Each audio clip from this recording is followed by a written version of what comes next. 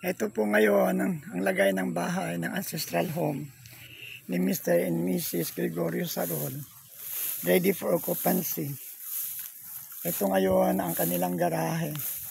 Dito maglalakad-lakad sa kanilang physical therapy. Ang dalawa. Yan, dinamuhan na. This is just for a start. At least, kung interesado kayo na makapalipat dito, okay na. Ito, medyo madamo pa. Iko-continuous na lang. Yan, pati mga saging. Yan. Binawasan na rin dito sa tabi.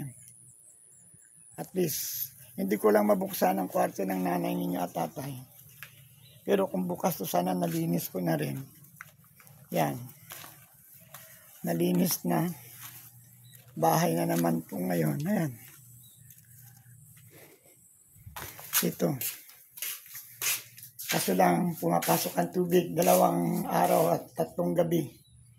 Malakas ang ulan. So gagawaan na lang ng paraan kung paano maiusan ang tubig na papasok pag malakas ang ulan. Medyo nakakandado siya.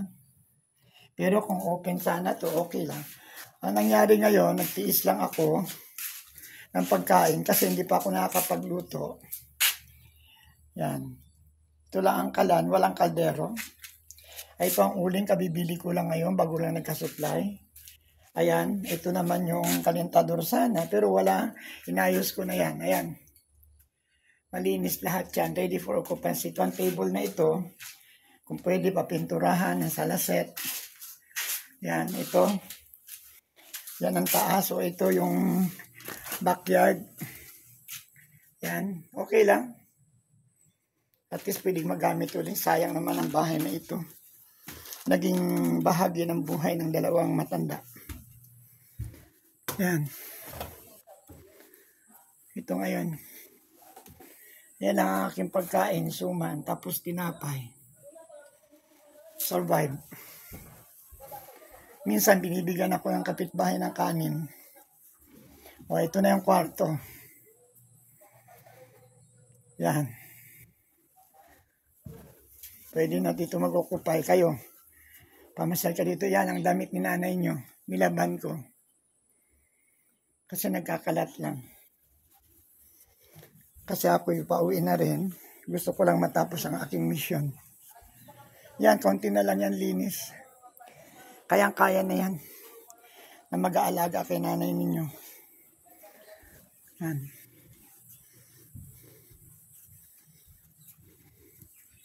Ngayon lang nag-init talaga at ngayon lang ako nagka-wifi. Kung pwede, loadan mo ako ng dito. Ging. Yan. Brownout kasi for 3 days. Kaya sinasamantala ko ang pagkakataon.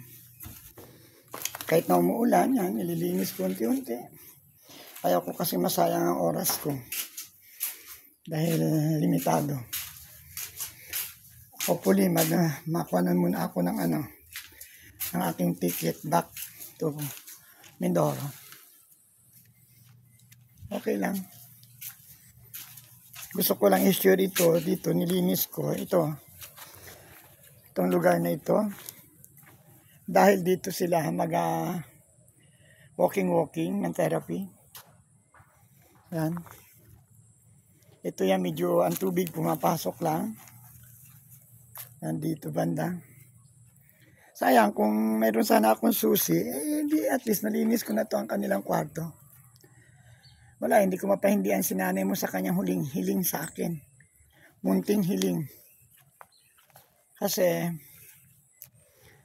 gusto niya na bumalik dito. The decision is yours. Ako, basta ako piniprepare ko lang. Kaya ko namang pagbigyan. Sandali lang maglinis dito. Ito lang yung entrada. Ito, kailangan linisin pa. Yan. Oh, yan ang bahay. The ancestral home. Pero at least okay na. Yan malinis-linis na rin. Okay. Thank you, Lord, for this nice and wonderful day.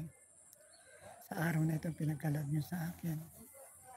Sa kaunting lakas, sa kaunting enerhiya. Ang lahat ng ito ay para sa inyo, Panginoon, sa inyong kaluwalhatian. Hopefully, makabalik ang 2 matanda dito. upang napagbigyan sila sa kanilang kahilingan na makapagnilay-nilay kahit nilang araw lang. And then, punta doon ang buong sarili. Thank you so much, Lord. This is in the name of Jesus I pray. Our Father, who art in heaven, hallowed be thy name. Thy kingdom come, thy will be done on earth as it is in heaven. Give us this day our daily bread. Forgive us our trespasses, as we forgive those who trespass against us. And lead us not into temptations, but deliver us from evil. Amen. Bless this song. Pagpalain po ninyo, Lord, ito ang bahay na ito. Hail Mary, full of grace, the Lord is with you.